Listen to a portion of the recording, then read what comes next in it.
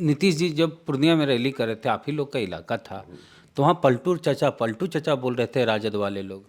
अरे सुनो, यहाँ पर काहे के लिए आए हो? पलटू चचा हो मुझसे आता, पलटू चचा हो मुझसे आता। इनको बिरयानी खिला करके हैदराबाद भेज दीजिए। आपकी पार्टी निशाने पे है नीतीश कुमार के, 4 गो तो चले गए, एगो आप बाकी हैं, आप भी जाएगा? ये तो पार्टी है और उस पटिया में तब 5 गो जीता था, 4 गो तो आ गया, संसद में लौट करके आ गया। तुम्हारे 4 भागे हैं, ये पूरे कुंबे को लेके बीजेपी में चले जाएं, ये कोई बात नहीं है। बीजेपी के साथ 17 साल एक ही साथ गले मिल करके रहें, ये कोई बात नहीं है। हमारे 4 लेके चले गए, वो गए नहीं हमारे लोग, हमारे लोगों को खरीदा उसने। ऐसे लोग को टिकट क्यों देते हैं जो बिक जाए? मुस्लिम समुदाय में भी इधर से उधर करने का धंधा वो कर रहा है। मामला ये है कि माइनॉरिटी के लोगों की पॉलिटिक्स किसी को बर्दाश्त नहीं है। माननीय नीतीश जी जो हैं हमारे, वो किस मुंह से बोलते हैं बीजेपी के खिलाफ? भाई आपको लोग नहीं जानते हैं क्या? बिहार के लोग इतने अंधे हैं, इतने बेवकूफ़ हैं क्या कि बीजेपी को रेड कारपेट बिछाकर वेलकम आपने किया है, घर घर आरएसएस के लोगों को आपने पहुंचाया है, और आप उसके खिलाफ बोल रहे हैं साहब? BJP BJP BJP. अरे बीजेपी मेरी गर्दन काटी है, बीजेपी ने मेरी मस्जिद तोड़ी है, बीजेपी ने मेरी शरीयत पर हमला किया, मैं कभी उसको माफ़ नहीं कर सकता हूं। लेकिन बीजेपी के खौफ कर मैं अपनी नस्लों को गुलाम नहीं बना सकता हूं, जो आपसे बीजेपी का खौफ दिला के हमारा वोट ले लीजिएगा। सीमांचल के एक एक मसले का जब तक हल नहीं करेगा, सीमांचल में पाँव रखने की जमीन नहीं मिलेगी। आप सिर्फ और सिर्फ सीमांचल की बात क्यों करते हैं? आप सिर्फ मुसलमानों की बात क्यों करते हैं और पूरा बिहार नहीं है क्या? अरे उनकी बातों पे न जाओ, वो क्या कहता है, उनके कदमों की तरफ देख के किधर जाता है। आप कहते हैं भाजपा को हराएंगे, तो अकेले लड़ेगा तो भाजपा को तो फायदा है। बिहार में लोकसभा चुनाव की जो तैयारी है उसका आगाज हो गया है। महागठबंधन की रैली हुई पूर्णिया, जहां कहा जाता है कि ओवैसी साहब की पार्टी का गढ़ है। वहाँ भाषण हुआ नीतीश कुमार का, तेजस्वी यादव का, मांझी जी का, लालू यादव जी का भी रिकॉर्डिंग भाषण वहाँ चला।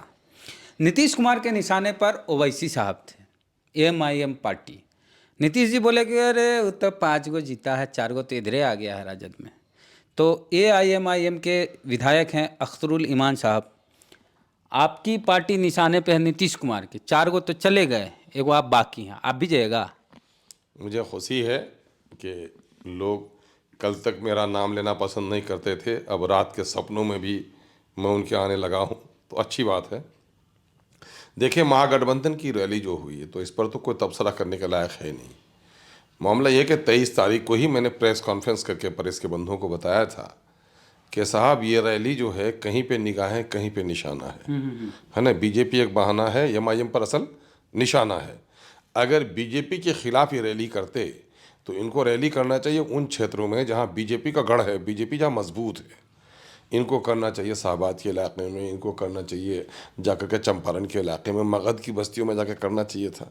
लेकिन ये जाके कर रहे हैं सीमांचल में। सीमांचल तो बीजेपी का घोर विरोधी रहा है, कभी तो हम पसंद भी नहीं कर सकते। और सीमांचल में जो दलित हैं, पिछड़े हैं, अक़लियत के लोग हैं, वो लोग कभी भी बीजेपी को पिनपने नहीं देते। लेकिन इनका मसला तो वो नहीं था। सरकारी तंत्र का दुरुपयोग करते हुए इन लोगों ने वहाँ पर कई दिनों तक ऑफिसों में काम बंद रहे। और आपको मैं सुनाऊं, खेद की बात तो ये है कि कई साल पीछे चल रहा है बच्चों का इम्तिहान यूनिवर्सिटी का, है ना, और उसकी तारीख पीछे कर दी गई। तो ये सारा तंत्र का इस्तेमाल किया और हमारे 4 लेके चले गए। वो गए नहीं हमारे लोग, हमारे लोगों को ख़रीदा उसने।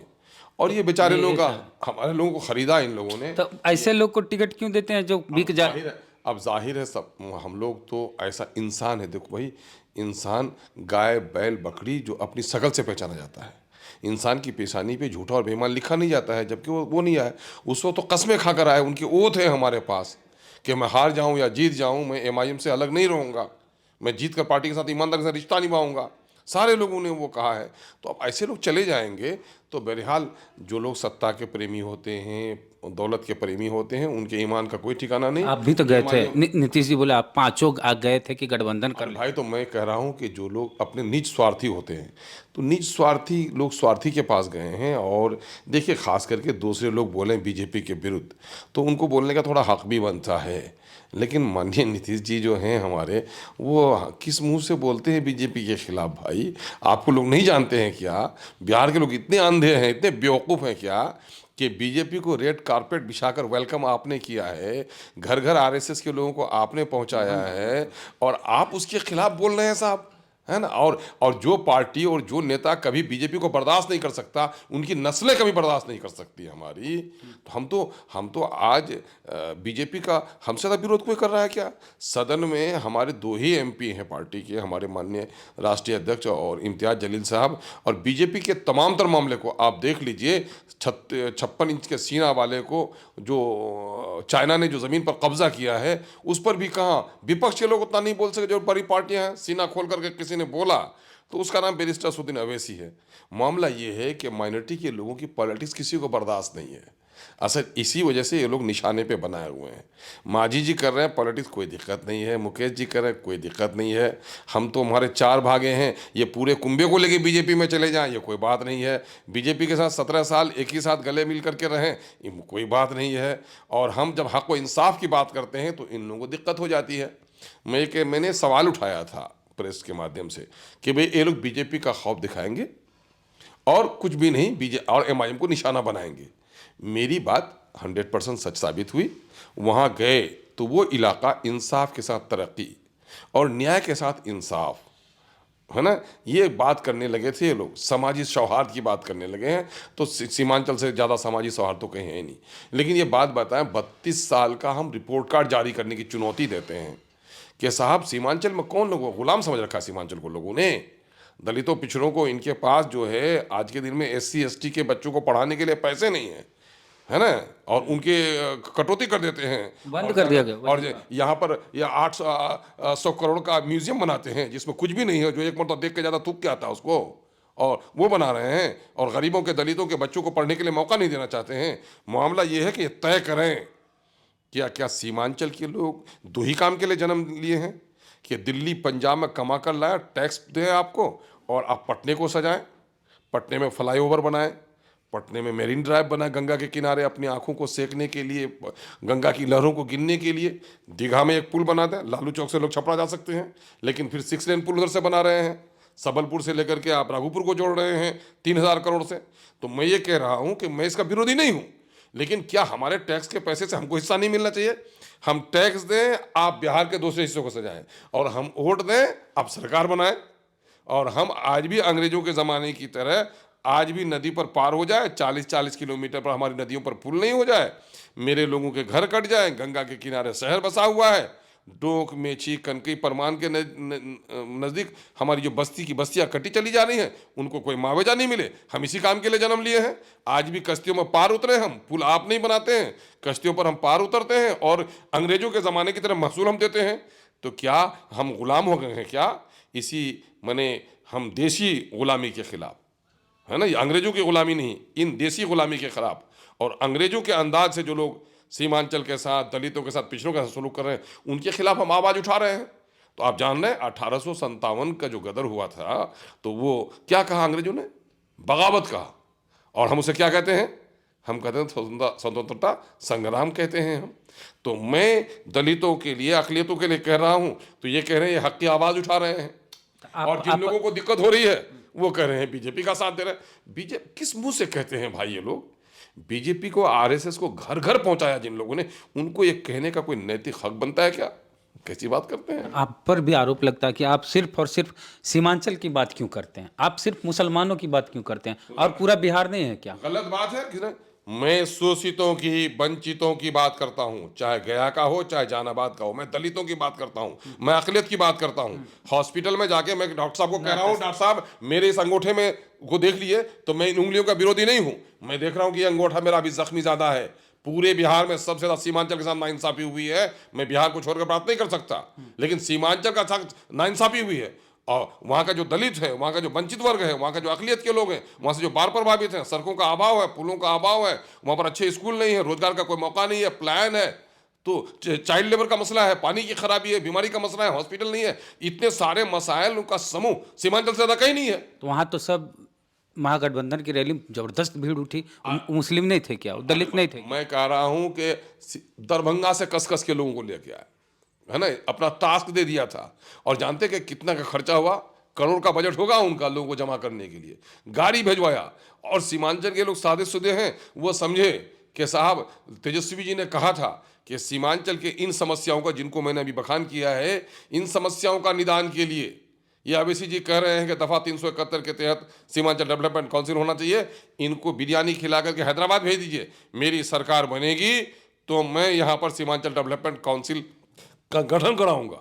लोग आ गए कि शायद गठन की बात सुनेंगे, और जो लोग आए थे वो लोग गए हैं यहाँ से, नाराज होकर गए वहाँ से कि भाई हम तो सुनने के लिए आए थे कि सीमांचल के कितने नदियों का पुल का ऐलान कर रहे हो। इनके वर्कर्स जा के कहे कि सीमांचल के लिए आज विकास का पेटरा लेके आ रहे हैं मुख्यमंत्री जी और डिप्टी मुख्यमंत्री जी, तो लोग आ गए शादी में। लेकिन वो जो आए तो देखा कह रहे ये तो गाँव में किसी के डरबे से मुर्गी निकालना हो तो ऊपर में रात को पानी के टपकाते हैं और दरवाजे से बोड़े में मुर्गी कस के लेके भाग जाते हैं। ठीक इसी तरह से आए थे, ये तो फिर वही पुराना खिलाड़ी पुराना खेल करने आया है। बीजेपी बीजेपी बीजेपी, अरे बीजेपी मेरी गर्दन काटी है, बीजेपी ने मेरी मस्जिद तोड़ी है, बीजेपी ने मेरी शरीयत पर हमला किया, मैं कभी उसको माफ़ नहीं कर सकता हूँ। लेकिन बीजेपी के खौफ पर मैं अपनी नस्लों को गुलाम नहीं बना सकता हूँ जो आपसे बीजेपी का खौफ दिला के हमारा वोट ले लीजिएगा। सीमांचल के एक एक मसले का जब तक हल नहीं करेगा, सीमांचल में पाँव रखने की जमीन नहीं मिलेगी। यही तो कह रहे हैं कि आप खाली सीमांचल और मुस्लिम की बात करके कैसे पॉलिटिकल पार्टी पूरे भाई मैं कह रहा हूं कि अभी चूंकि वहां पर वो गए हैं सीमांचल, सीमांचल के लोगों की भीड़ हुई है, सीमांचल के रैली के मुतालिक आप पूछ रहे हैं, और सीमांचल सबसे पिछड़ा है, मैं उसकी बात कर रहा हूं। मैं मगध के दलितों के खिलाफ थोड़े हूं, मैं शाहबाद के दलितों के खिलाफ थोड़े हूं, वहां के वंचितों के खिलाफ थोड़े हूं। आज देव पूरे राज्य भर के शोषितों और वंचितों के तमाम तो समस्याओं को उठा रहा हूं। लेकिन चूंकि पार्टी को सीमांचल से नेतृत्व मिली है, सीमांचल से काम शुरू हुआ है, और सीमांचल सबसे डार्क एरिया है, तो वहां पर काम शुरू हो रहा है। क्या सीमांचल बिहार का हिस्सा नहीं है? क्या सीमांचल को इंसाफ नहीं मिलना चाहिए? मिलना चाहिए। तो आप जाके देख लीजिए, बिहार का कोई भी हिस्सा इतना पिछड़ा है क्या? इतना हिस्सा कोई पिछड़ा? मैं दावे के साथ कहता हूं, सारे आंकड़े बताते हैं कि पर कैपिटा इनकम सबसे कम है सीमांचल का, तो क्या वहां की बात नहीं उठनी चाहिए?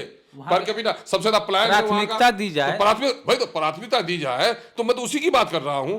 मेरी पार्टी का आप कान खोलकर सुन लीजिए, मेरी पार्टी पूरे देश भर के शोषितों, वंचितों, पीड़ितों और दलितों और अक़लियतों के मसाइल की तर्जुमानी करती है। मेरी पार्टी का मकसद यही है। अच्छा, आपकी पार्टी का नाम जो है उसको लेके ही बोल रहे थे बचौल जी, हरिभूषण ठाकुर बचौल, कि उनकी पार्टी में मुस्लिम नाम लिखा, जबकि हम उनको बोले मुस्लिम नहीं मुस्लिमीन है। तो ये कंफ्यूजन लोगों को होता है कि आपकी पार्टी का जो फुल फॉर्म है, जैसे हिंदू धर्म मानने वाले लोग जो उर्दू नहीं जानते, उनको पते नहीं AIMIM का फुल फॉर्म क्या और उसका मतलब क्या, ऑल इंडिया मजलिस कर। अरे उनकी बातों पे न जाओ, वो क्या कहता है, उनके कदमों की तरफ देख के किधर जाता है।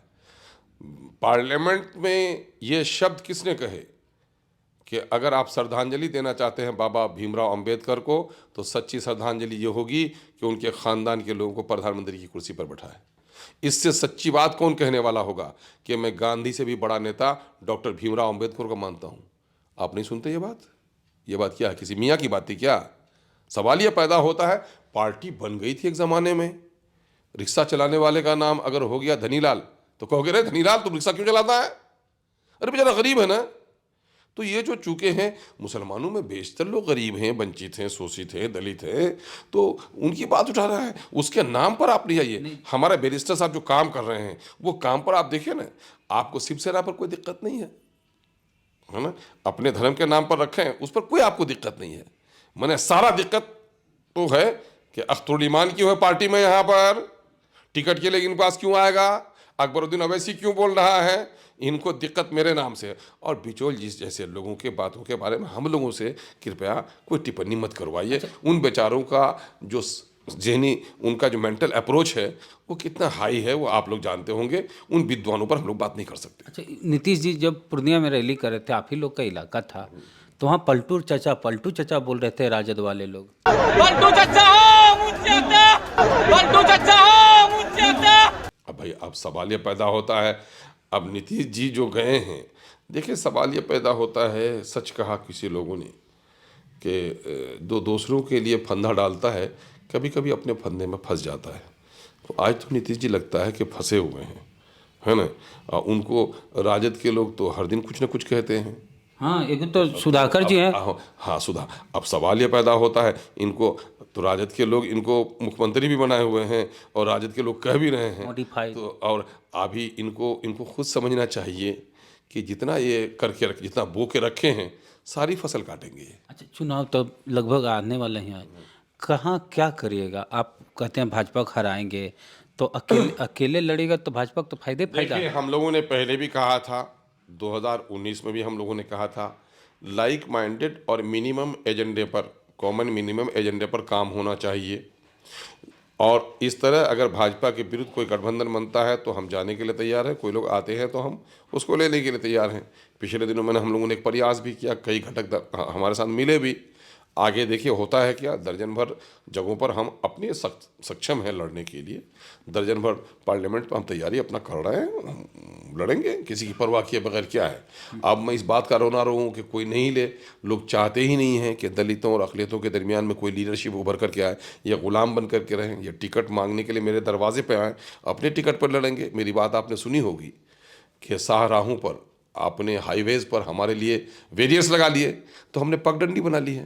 मंजिल पर पहुंचना है तो रास्ता कट के भी हम चल देंगे। तो इन लोगों ने वेरियर दे दिए हमारे लिए, तो हमने अलग रास्ता बना लिया है, जो रास्ता पार्लियामेंट तक जाता है। इनके बगैर पार्लियामेंट गए कि नहीं, इनके बगैर असेंबली आए कि नहीं, तो हम अपनी पगडंडी पर चलेंगे अकेले। भाई मैं कह रहा हूँ कि लोग साथ आएंगे तो साथ लेंगे, साथ जाएंगे, तो और नहीं होगा तो फिर अकेले ही चलेंगे। तो ठीक है, व्यवहारिक तौर पर मैं ऐसा कह रहा हूँ कि अकेले भी चलने में हमको क्या दिक्कत हो, दुश्वारी है। आज मैं अकेले हूँ, कल भी अकेले रह जाऊंगा क्या? और आप ये बात ज़हन से हटा दीजिए, ये 4 भागे हैं, 40 लोगों को लेके भी नहीं भाग सके हैं। हमारा एक एक वोटर अपनी जगह पे खड़ा है। और सीमांचल के लोगों को इस बात का दुख है कि हमने दिया था सरकार बनाने के लिए वोट, आपको नहीं दिया था, और आप सरकार बनाने के धोखे में गए हैं। और जहाँ गए हैं हम इसलिए नहीं दिया था वोट कि आप सीमांचल के लोग आएँ और हम वोट उसको दें जो अगली पंक्ति में बैठ भी नहीं सकें, पीछे जाकर बैठे, इसलिए मैंने वोट नहीं दिया था। मेरे वोट का अपमान किया है तो सीमांचल के लोग उनसे भी हिसाब लेंगे। और सीमांचल में और जहाँ जहाँ मेरी पार्टी का अभी संगठन हो रहा है, अभी आपका दरभंगा के इलाके में हो रहा है, शाहबाद के इलाके में हो रहा है, भागलपुर में हमारी अभी मीटिंग होने जा रही है, तो हम हर जगह अपना संगठन बना रहे हैं। संगठन में हम लोग लड़ेंगे और किसी की परवाह किए बगैर लड़ेंगे। तो पूर्णिया में पहली रैली हुई सीमांचल के इलाके में, नीतीश कुमार के निशाने पे ओवैसी साहब की पार्टी थी। तो ओवैसी साहब की पार्टी के विधायक अख्तरुल ईमान साहब से बातचीत हुई। बातचीत कैसी लगी बताइए कमेंट बॉक्स में। फेसबुक वीडियो देख रहे हैं, पेज को लाइक फॉलो नहीं किया तो कर लीजिए। यूट्यूब वीडियो देख रहे हैं, सब्सक्राइबर नहीं है तो घंटी बजा कीजिए। जय भीम, जय भारत।